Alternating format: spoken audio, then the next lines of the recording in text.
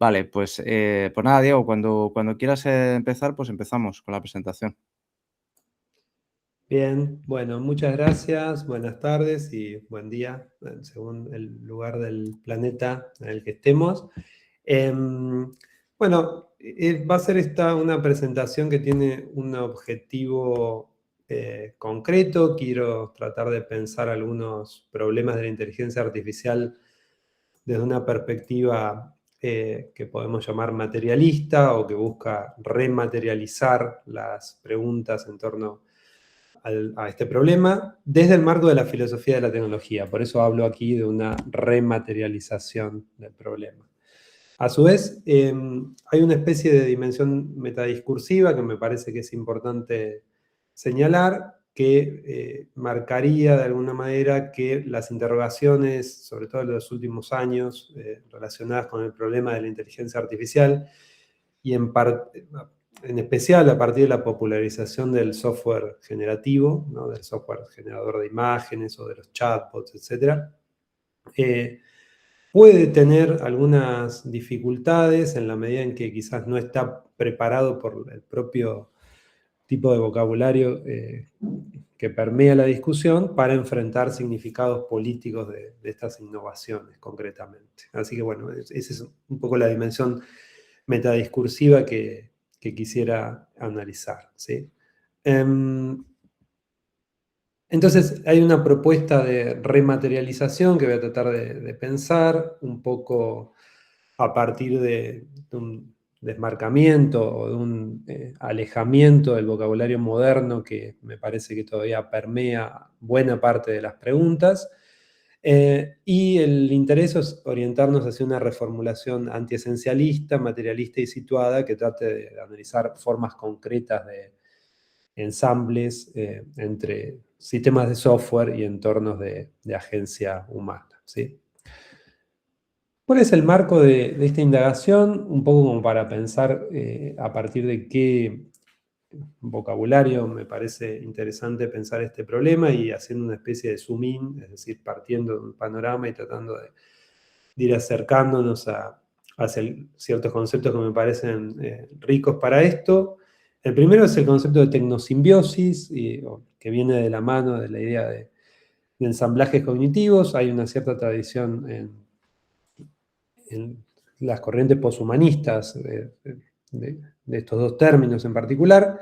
A mí me interesa traer aquí la referencia a Katherine Hayles, que en este libro de 2023, que se llama Inteligencia Artificial Feminista, bueno, ella trabaja la noción de tecnosimbiosis y propone una serie de metáforas, todas ellas, según Hayles, poshumanistas, para pensar las relaciones con los sistemas actuales de inteligencia artificial y más bien con los medios computacionales en general, ¿no? Ella propone algunas ideas, la idea de cyborg, la idea de Making King, que proviene de Haraway, la idea de simbiosis humano-computadora, tal como se la pensaba en los años 70, en los años 80, en ese tipo de investigación que todavía no preveía los desarrollos del siglo XXI, y propone sobre el final la idea de tecnosimbiosis, ¿no? Asociada a estos ensamblajes cognitivos, ¿sí? ¿Qué son estos ensamblajes cognitivos? Bueno, se figuran alrededor de esta noción muy básica y que es una especie de tópico dentro de la filosofía de la tecnología del siglo XXI, según la cual hay una co-constitución entre las tecnologías que producimos y lo que ellas producen sobre nuestra naturaleza, ¿no? Es decir, las herramientas que hacemos de alguna manera nos producen, dice Hales, y en ese contexto ella trabaja o presenta la noción de agente cognitivo, que es una noción suficientemente amplia como para albergar tanto a agentes orgánicos como no orgánicos, ¿no? Entonces, los procesos de tecnosimbiosis son procesos que se llevan adelante en entornos donde hay agentes cognitivos, que son estos agentes que reciben información, interpretan información y responden con conductas apropiadas, ¿no? Entonces es una definición muy, muy minimalista, pero que le permite a Hales, de alguna manera, pensar el proceso de de tecnosimbiosis en un sentido muy, muy general, ¿no? Entonces dice, bueno, cuando los humanos, los no humanos y los medios computacionales interactúan, forman ensamblajes cognitivos, a través de los cuales la información, las interpretaciones y los significados circulan. Entonces, hay relaciones simbióticas siempre que dos especies vivientes mantengan cierta intimidad y que esa intimidad se transporte a lo largo del tiempo. Y lo que dice ella es que la tecnosimbiosis conecta estas interdependencias de humanos y de no humanos con los medios computacionales, ¿no? Pero bueno, frente a esta posición de Hayes, que todavía está muy centrada en los medios computacionales y en software del siglo XXI, a mí me interesa pensar, bueno, cómo situamos estos procesos muy particulares de medios computacionales de nuestra época en un marco más general de tecnosimbiosis, ¿no? Porque uno podría decir, bueno, hay continuidades y rupturas en las formas de hibridación actuales y las de otros momentos anteriores, pero eso no significa que el proceso de tecnosimbiosis en sí mismo sea algo nuevo, ¿no? Es decir, el proceso de tecnosimbiosis puede ser tan antiguo como aquel que nos nuclea a cualquier proceso de descarga informacional, ¿no? No necesariamente en bytes, sino en cualquier superficie donde nuestros ancestros hace miles y miles de años hayan descargado información. Entonces a mí me interesa recontextualizar esos sistemas de inteligencia artificial dentro de una larga historia coevolutiva entre humanos y ambientes artificiales y tratar de pensar también qué tiene este proceso de tecnosimbiosis como un momento particular de esa extensa historia coevolutiva, ¿no? Es decir, simplemente esa notación de que hay una extensa historia coevolutiva y que de alguna manera tenemos que leer los fenómenos de este momento a partir de ese marco.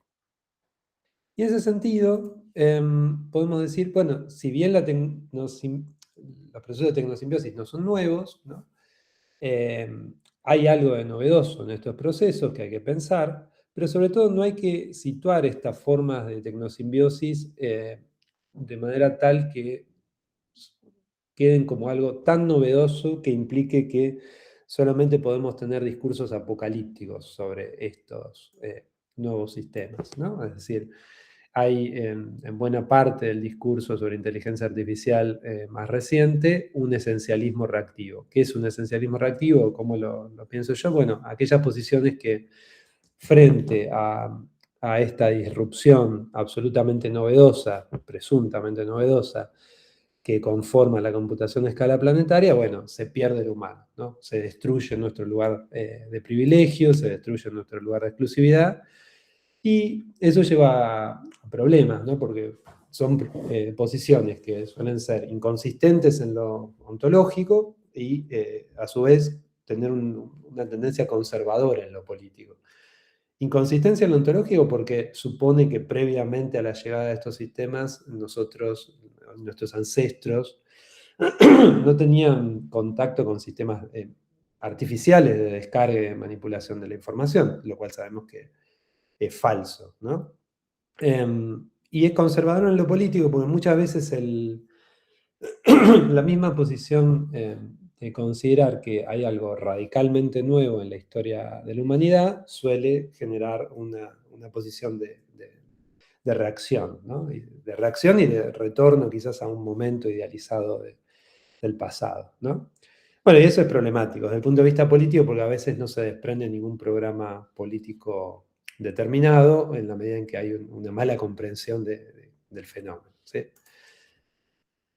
Sin embargo, y acá diciendo, bueno, efectivamente los procesos de tecnosimbiosis siglo XXI forman parte de una extensa coevolución, ¿sí?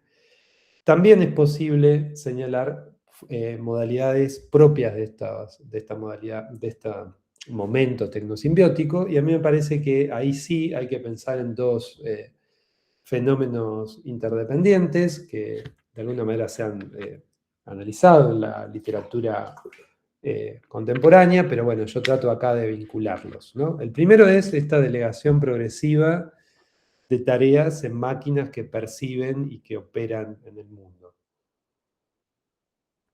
Esto remite al hecho bastante reconocible de que continuamente estamos ya no operando con una escala de percepción humana con el mundo, sino muchas veces con interfaces, ¿no? Interfaces que nos permiten desplegar, por ejemplo, un menú en un restaurante o que permiten, en todo caso, tener tareas de visión maquínica para visualizar un territorio de una manera que ningún ojo humano podría visualizar un territorio o delegar tareas que habitualmente estaban desplegadas en ojos humanos o en manos humanas en máquinas, ¿no? Entonces, hay un proceso de delegación, es una delegación progresiva, que implica que cada vez hay más máquinas de visión, o vamos a llamarlo así, máquinas de percepción, que cumplen tareas que antes estaban depositadas en nuestra escala. Ahora ya no, y es posible que, es altamente probable que este proceso se siga desplegando. Pero ese primer fenómeno me parece, el fenómeno que llamábamos de delegación progresiva de tareas, es de alguna manera solidario del proceso de informacionalización del ambiente, ¿no? Entonces aquí la noción de Floridi me parece que es bastante clara. Él habla de un envolvimiento de un ambiente, en el sentido de que el ambiente se estructura en términos de legibilidad para las distintas máquinas, ¿no? Es decir, ya no podemos leer un código de QR, que no significa nada para nosotros, sino que el código de QR está directamente orientado a que sea leído por una visión maquínica, por un proceso de visión maquínica, ¿sí? Esto va produciendo lentamente un pasaje hacia una interobjetividad entre máquinas, ¿sí? Que entran en resonancia entre sí y que conforman este paisaje silencioso, infraestructural para nuestras actividades cotidianas más básicas, ¿no? Aquí es importante pensar que, bueno, hay gradaciones en el proceso de informacionalización del ambiente, es decir, no todo queda absolutamente desprovisto de significación para la escala humana. Por ejemplo, tenemos máquinas que leen las patentes de los automóviles, ¿sí?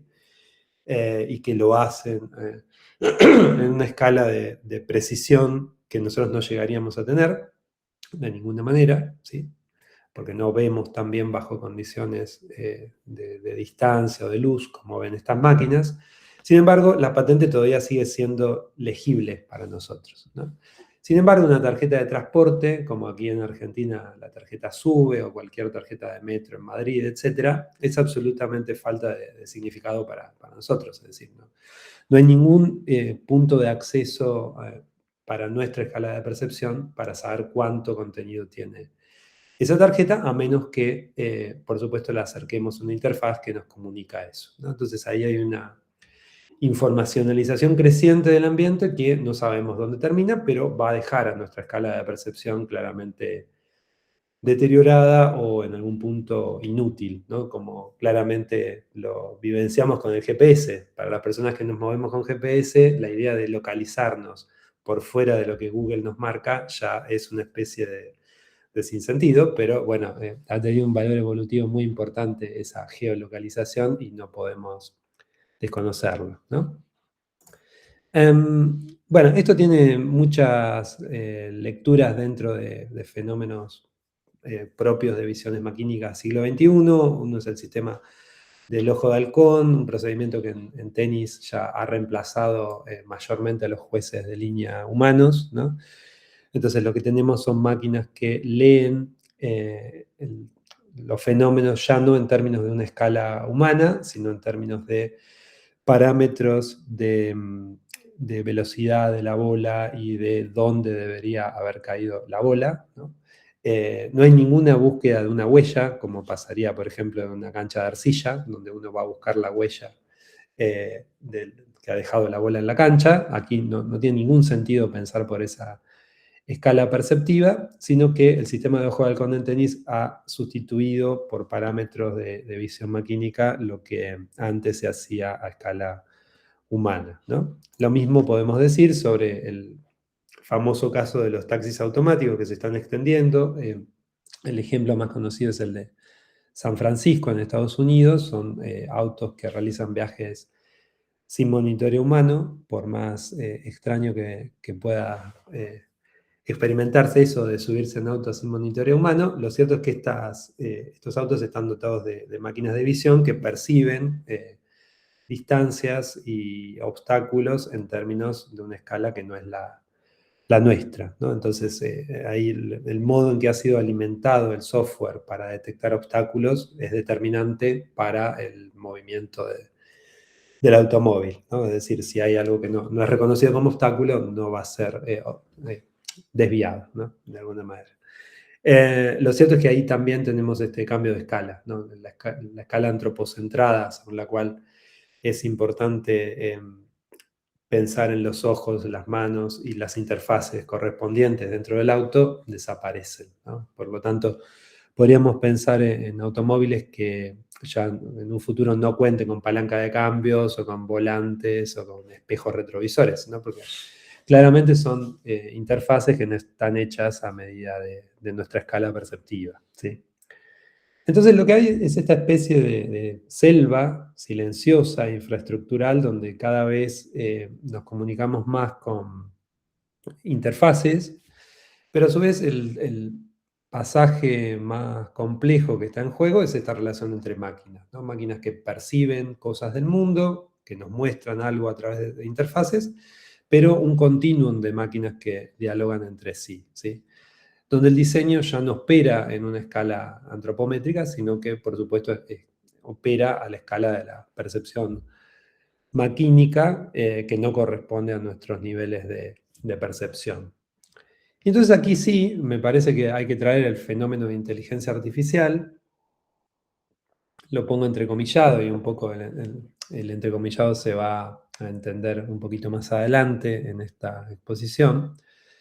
Decía que el fenómeno de inteligencia artificial en sí mismo no hay que considerarlo como un punto de partida que une estos procesos y esta serie de fenómenos, sino más bien como un emergente, es decir, como un punto de llegada que podemos llegar a detectar en esta selva de sistemas que perciben el ambiente y que operan en él, ¿no?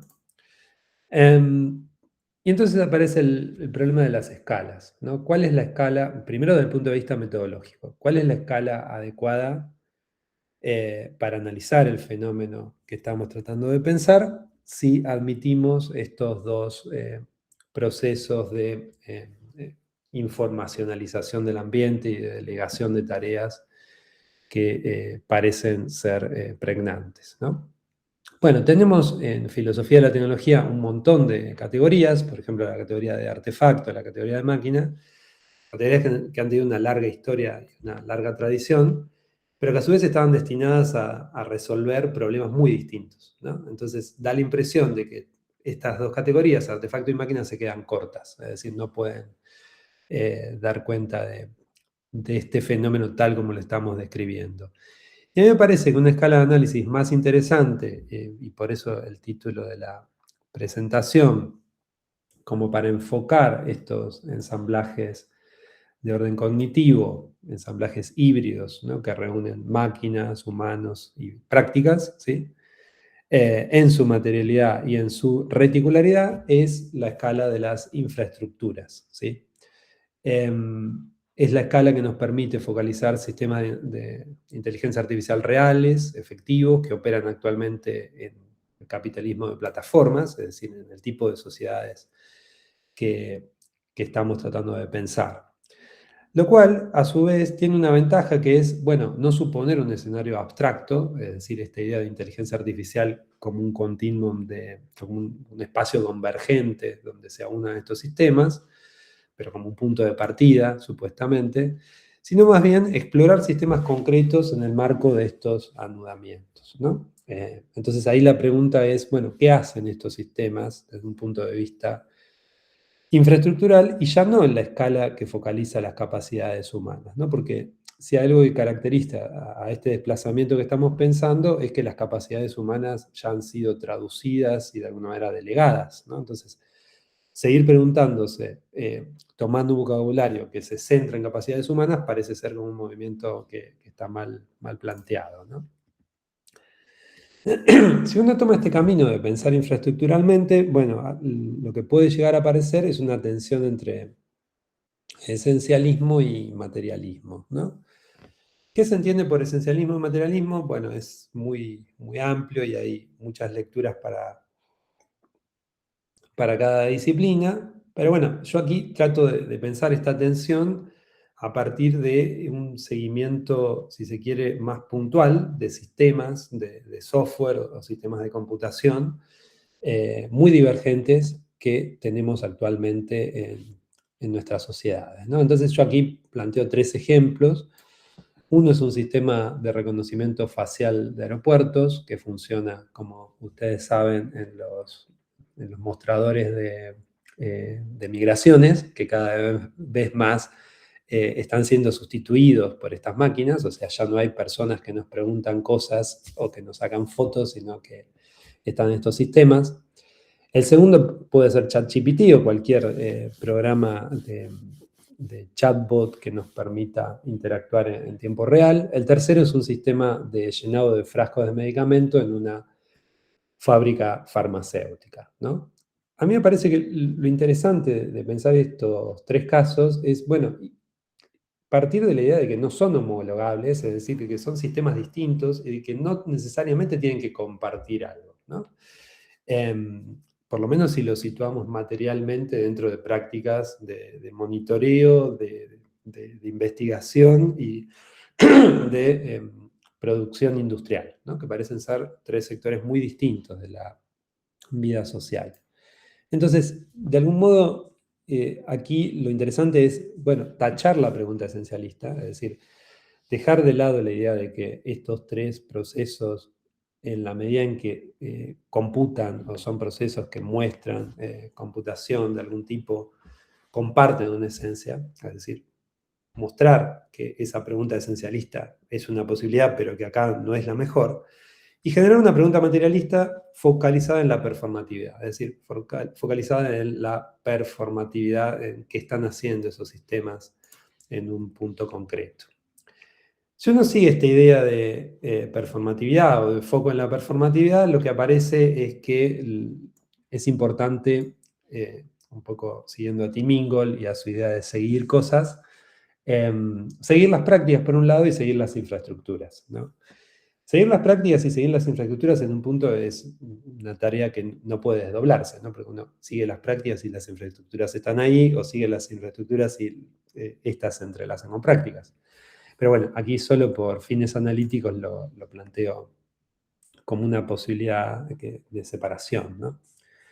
Seguir las prácticas sería, para el caso que estábamos pensando, indagar qué condiciones concretas a nivel cognitivo, epistemológico y político están en juego en un sistema particular, ¿no? Pensemos el caso de un chatbot, ¿no? Como ChatGPT. Bueno, no podemos pensar que la agencia del chatbot es equivalente en la vida universitaria que en el impacto que puede tener en la poesía experimental, ¿no? ¿Por qué razonaríamos de esa manera? Pensando que hay una agencia equivalente que en todo caso se expresa de manera distinta, ¿no?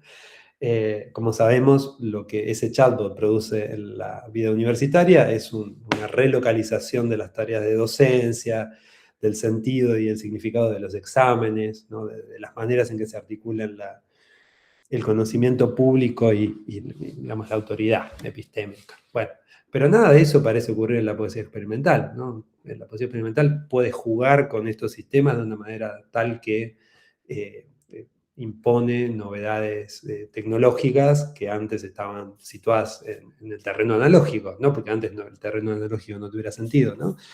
Pero bueno, genera cosas distintas. Y si genera cosas distintas, tiene poco sentido otra vez pensar en términos esencialistas y pensar las convergencias como un punto de partida, ¿no?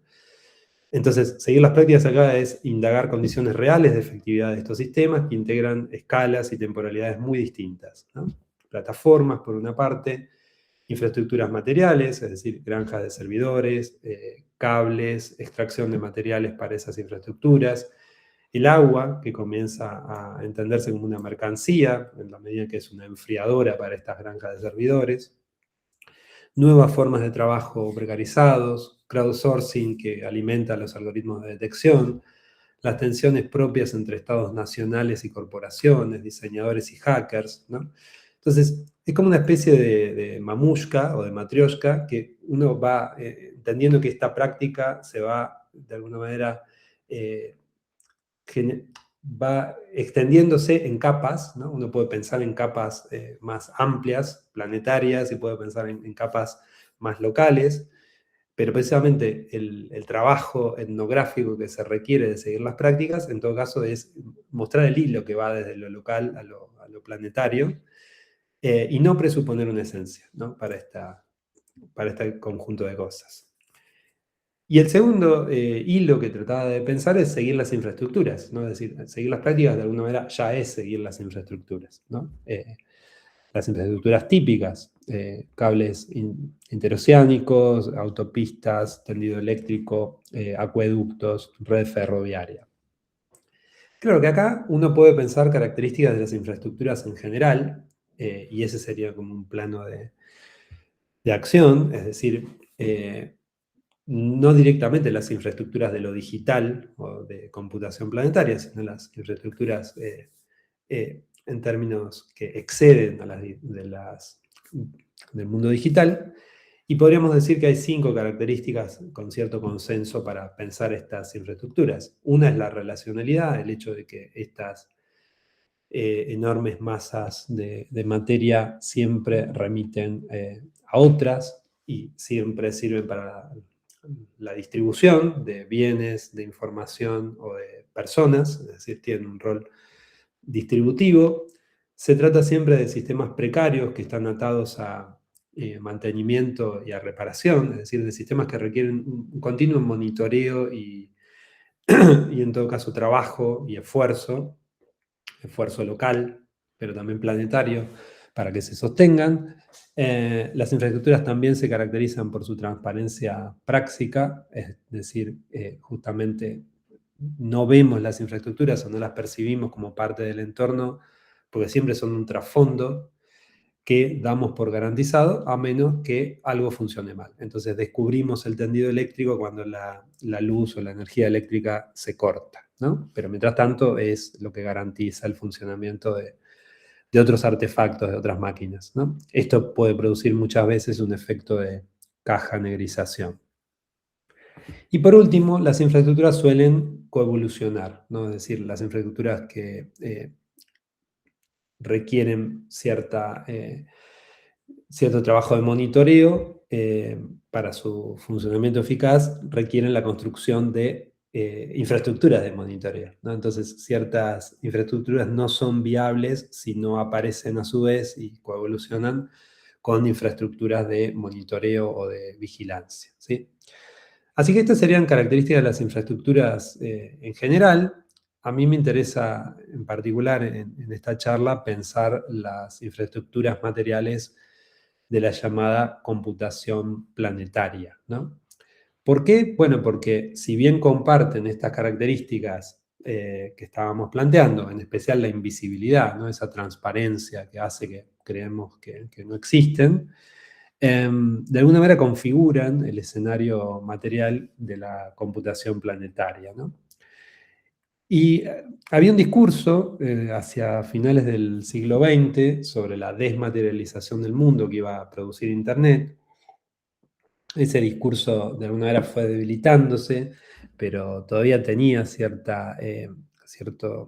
poder utópico, ¿no? Cuando se pensaba que las redes de Internet iban a democratizar por una parte, pero también nos iban a, de alguna manera, perder la atención sobre recursos materiales. Por ejemplo, no íbamos a usar papel, ¿no? Porque todo iba a estar circulando en redes de bytes. Bueno, ese discurso que hoy en día ha quedado muy desacreditado por razones que todos conocemos, me parece que tiene que ser enfatizado desde este lugar. Es decir, no habría mundo digital, no habría computación de escala planetaria sin los materiales que constituyen la infraestructura básica de funcionamiento de ese mundo, ¿no? Sin estas granjas de servidores que requieren continuamente agua ser enfriados, pero también como las baterías que conforman el escenario típico de, de cualquier computación a escala planetaria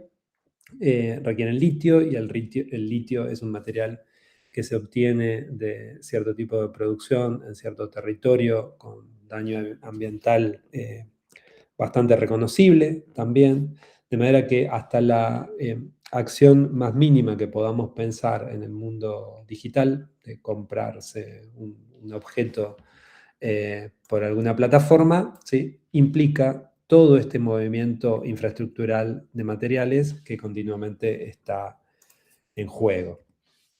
El capitalismo de plataformas o el proceso mismo de la plataformización de la vida social implica esto, ¿no? No solamente el litio, no solamente los cables y las granjas de servidores y el agua funcionalizada como frío, sino también las grandes redes infraestructurales de transporte y de suministro de combustible, ¿no? Fíjense que aquí es muy importante señalar eso, que, digamos que una infraestructura también apoya a la otra y es una especie de garantía de funcionamiento. La caída del combustible va de la mano de la imposibilidad de transportar los bienes que operan dentro de esta economía de plataformas y a su vez la producción de hormigón parece ser también un elemento infraestructural necesario para asegurar el transporte que transporta esos bienes y así, ¿no? Entonces, todas estas redes materiales me parece que hay que seguirlas, hay que etnografiarlas, lo cual también es un desafío para nuestro punto de vista filosófico, ¿no? Porque también no estamos en filosofía acostumbrados a pensar la etnografía necesariamente como un compañero de tareas, yo creo que sí, ¿no? Y acá, bueno, hay en el mismo Meet en el que estoy, hay gente que me ha ayudado también a pensar esa tarea. Así que, bueno, un poco, si pensamos Internet como ejemplo clásico de digitalización o de computación a escala planetaria, tenemos que pensar necesariamente en los cables interoceánicos, ¿sí? Y en el tendido eléctrico y en todo este proceso infraestructural que permite su funcionamiento eficaz. Y en este sentido, el problema político es lo que emerge en primera medida. Yo diría que hay varios puntos de apertura para este problema político.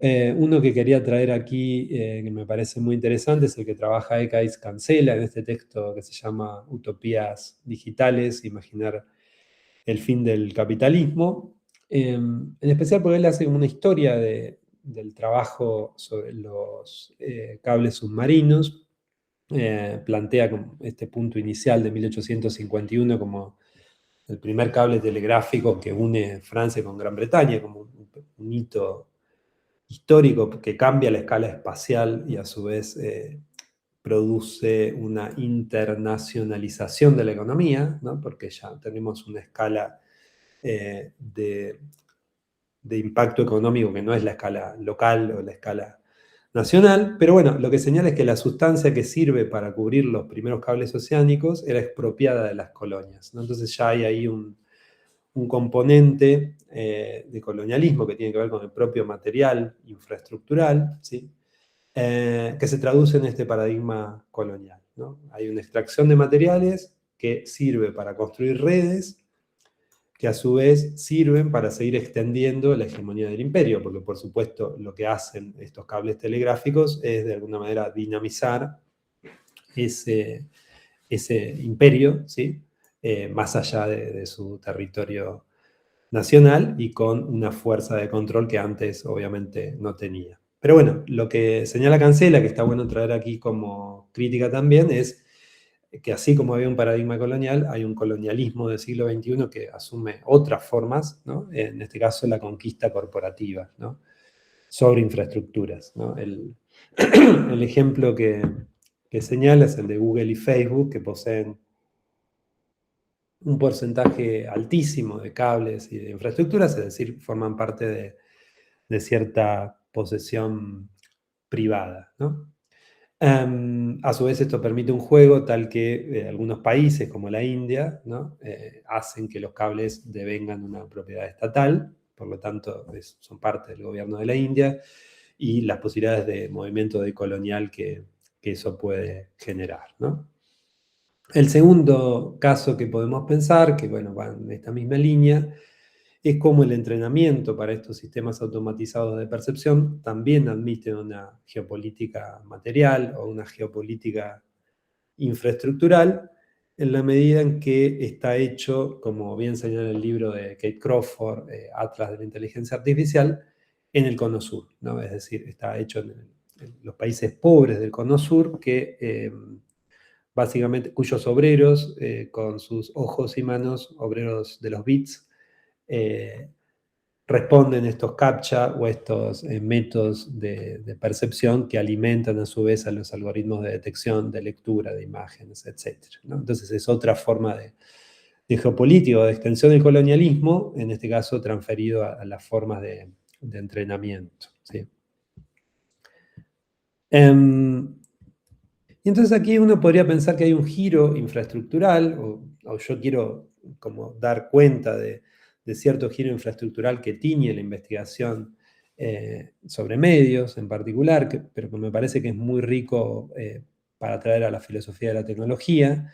Aquí tenemos los clásicos libros de los últimos años, el libro de Pasquinelli, El Ojo del Amo, el libro de Parica, Geología de los Medios, o El Capital ha muerto de Mackenzie Ward. En Argentina, los libros de Agustín Berti, Nanofundios, y el de Flavia Costa, Tecnoceno, o como les contaba, el libro de Kate Crawford. También en España está el colectivo Taller Estampa, que ha tratado de hacer una cartografía muy interesante de la inteligencia artificial generativa, pensando, yo creo que con mucho acierto, esta idea de seguir los materiales o seguir las infraestructuras que posibilitan la computación a escala planetaria, ¿no?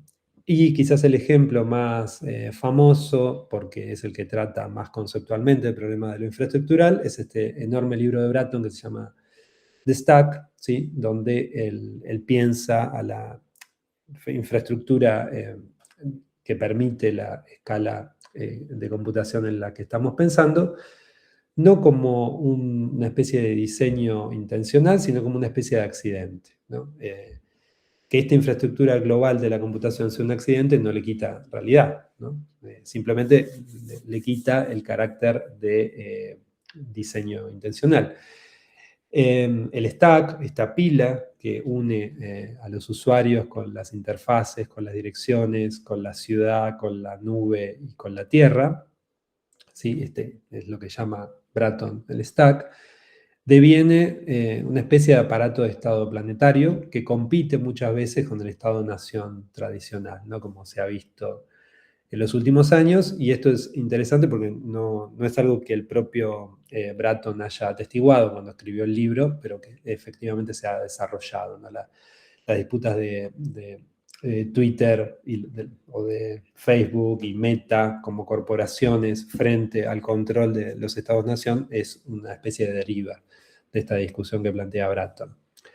Lo cierto es que este modelo, además de aludir al problema de las infraestructuras, que está como trasfondo, también es interesante porque no deriva necesariamente una concepción antropocéntrica o antropométrica del problema de la inteligencia artificial, sino que en este modelo se trata de capas que no son solo niveles técnicos, sino estratos cada uno con su materialidad, su modo de organización y su poder de captura, ¿no? Pero el punto último o el punto primero, según cómo se mire la pila del usuario, no necesariamente es un usuario humano, ¿no? El usuario es cualquier hilo o poder causal, que puede ser un algoritmo de detección financiero, ¿no? Un algoritmo que opera, por ejemplo, en el mercado bursátil y no necesariamente humano, ¿sí? Que pasa a través de la interfaz de la dirección de la ciudad y en algún punto impacta en el terreno tierra y ese hilo de alguna manera se renueva y retorna, ¿no? Entonces, me parece que lo que aporta Bratton aquí es una mirada no necesariamente antropocéntrica sobre el problema de lo infraestructural, ¿no? El stack es este ensamblaje de hardware, software, protocolos, prácticas urbanas, cuerpos y discursos jurídicos, ¿no? No hay necesidad de pensarlo en términos meramente antropométricos. Entonces, aquí lo que tenemos como tesis en común, por supuesto, son todas posiciones muy divergentes en sus disciplinas, en la escala de análisis que proponen, en el impacto filosófico. Pero bueno, si tuviera que hacer alguna lectura de una tesis en común, es que estas posiciones que conforman lo que quisiera llamar este giro infraestructural, ponen este énfasis en la sólida infraestructura material que habilita la computación a escala planetaria, que a mí me parece, en todo caso, una buena noticia, ¿no? Un buen modo de acercarnos a este fenómeno, ¿sí? Pero bueno, la lectura contrapuesta que yo entrecomillo acá bajo la figura de inteligencia artificial, a veces opera en un nivel de indagación bastante distinto, ¿no? La categoría misma de inteligencia artificial, tomada por fuera de estos entanglements materiales, me parece que tiene algunas dificultades. ¿En qué sentido? Que, bueno, a diferencia de esta perspectiva infraestructural, lo que ocurre es que muchas de las discusiones más recientes sobre estos problemas están formuladas en una clave antropocentrada moderna que utiliza conceptos propios de la tradición moderna, ¿no? Es decir, conciencia, inteligencia, agencia moral, imaginación, creatividad. De lo cual derivan preguntas como si la IA es inteligente, si puede devenir un agente moral, si tiene creatividad genuina o no, etc., ¿no? Aquí les traigo un ejemplo bastante reciente, que es este artículo de Alba Noe, que se llama Rabia contra la máquina, que publica en Ion, esta publicación mensual, que está buenísima, en la que, bueno, Alba Noe termina diciendo, bueno, ninguna computadora puede hacer X, ¿no? Entonces, todo el discurso propio de la crítica de este autor está volcado a lo que una computadora no puede hacer, y en todo caso hay una especie de salvaguarda o de retroceso a la diferencia antropológica, ¿no? Al problema propio de la antropología filosófica del siglo XX, especialmente su versión alemana, de qué es lo que nos distingue a los seres humanos. Bueno, lo que nos distingue a los seres humanos es que nosotros podemos hacer X y que ninguna computadora puede hacer X, ¿no? Entonces, para mí hay un problema de cuánto aporta este tipo de pregunta a la captación de la ecología artificial híbrida que actualmente compartimos, ¿no? No porque no sea una pregunta válida, sino porque a veces uno trata de conectar la pregunta antropológica, que muchas veces está filtrada en este tipo de lectura, con la pregunta más de orden político, ¿no?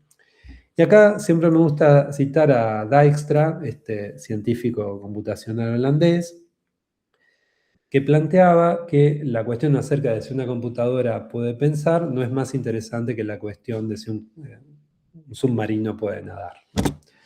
Es una cita bastante reconocible y a mí me llama la atención siempre cómo en filosofía en particular hay una especie de búsqueda de tratar de mimetizar capacidades de estos sistemas computacionales con capacidades prototípicas humanas, ¿no? Y lo que nos está diciendo Dijkstra es, ese no es un buen camino, ese no es un buen camino para pensar el problema, ¿no?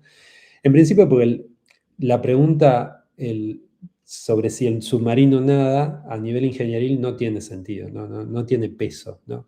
El interés ingenieril de construir un buen submarino es que el submarino se desplace en el mar de manera fiable, ¿no? Entonces, ¿cómo yo describo los procedimientos por los cuales yo logro eso, es decir, que el submarino se desplace de manera fiable? Es bastante irrelevante para determinar la bondad técnica, ¿no? Entonces, lo que nos está diciendo Dijkstra es, bueno, hay que minimizar el vocabulario antropomórfico, porque desde el punto de vista de la construcción de sistemas y de la bondad técnica de estos sistemas, bueno, ese vocabulario antropomórfico no nos dice demasiado, ¿no? En el fondo el problema es suponer que el sistema artificial lo que está haciendo es reproducir miméticamente una operación, una capacidad humana, ¿sí? Y describir tal operación en función de esa imitación, ¿no? Si uno sigue a Dijkstra, en cambio, lo que hay que hacer es juzgar a la máquina como en su papel de problem solver, ¿no? Es decir, ¿qué está resolviendo la máquina? ¿No? No cómo lo hace, ¿no? Porque en definitiva, volviendo al ejemplo de la mímesis, ¿no? Es decir, tenemos el caso de un robot que se construye miméticamente como un humano para la tarea de lavar la vajilla, y un lavavajillas que, como sabemos, no se parece en absoluto a un humano y sin embargo opera generando resultados bastante buenos, ¿no? Resultados que yo querría tener en mi casa, por ejemplo, para no tener que lavar antropomórficamente los platos. Pero bueno, todavía lo tengo que hacer. Entonces, la pregunta acerca de si una inteligencia artificial puede pensar o tener conciencia no es sustantiva, si uno sigue a Dijkstra en este sentido, para un abordaje político de las infraestructuras de lo digital, ¿no?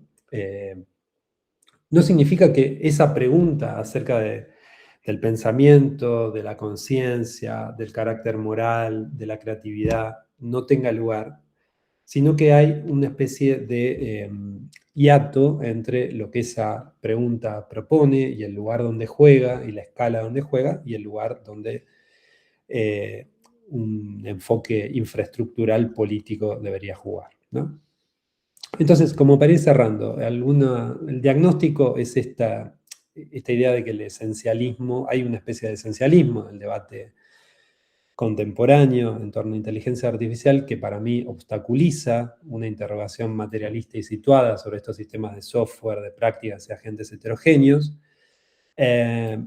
Por otra parte, hay una base infraestructural material, es decir, los cables, los tendidos, las granjas de servidores, pero también las carreteras y el combustible. No suelen recibir mucha atención en estas indagaciones destinadas a pensar si las computadoras piensan, imaginan, son creativas, ¿no? Hay como agendas diferentes. Una agenda estaría volcada a la escala antropocentrada. Por eso digo que hay conceptos modernos que permean esas preguntas, ¿no? Y otra escala estaría adecuada a la infraestructura, que no tiene por qué pensarse en términos de esas capacidades. Y entonces, me parece que hay dos agendas, ¿no? O bueno, quiero discutir aquí si les parece que son dos agendas o no. Hay problemas formulados en clave antropocentrada y problemas de dimensión política, que tienen que ver con las promesas y las amenazas reales de la inteligencia artificial, que en algún punto se tocan, pero en algún punto es problemático también tratar problemas políticos en términos de formulaciones tan antropocentradas que no parecen iluminar el problema, ¿no? El problema político, por lo menos. Por eso, la idea de pensar infraestructuralmente, que venimos tratando de discutir en el grupo aquí en Mar del Plata, implica esta sensibilidad, ¿no? Una sensibilidad materialista para aproximarse al vínculo entre humanos y entornos digitales, que capte las redes, que siga los materiales, que piense estos entrelazamientos prácticos, ¿sí? Estos entanglements concretos, ¿sí? Y a su vez, si lo transportamos al plano de los entornos digitales, esto implica no preguntarnos por la esencia de qué es lo que comparten todos estos entornos digitales, ¿no? Como si ese supuesto nos pudiera iluminar algo, sino por el contrario, saber cómo operan localmente, conocer las sinergias que articulan con otros sistemas técnicos, muchas veces descubrir esas codependencias que para mí están muy claras en el ámbito infraestructural, como el combustible, nafta o gasolina, llama al hormigón y cómo el hormigón llama al tendido eléctrico, cómo el tendido eléctrico permite y reproduce posibilidades de granjas de servidores y así ver esas conexiones. A su vez, saber cómo hackearlos, que también está en juego en toda discusión política, ¿no? Entonces, esto configuraría una especie de agenda antiesencialista que va más allá del foco de la antropología filosófica, es decir, de la idea de una diferencia antropológica esencial, pero permite indagar situada y materialistamente estas formas reales que asume la inteligencia artificial hoy en día. Así que muchas gracias.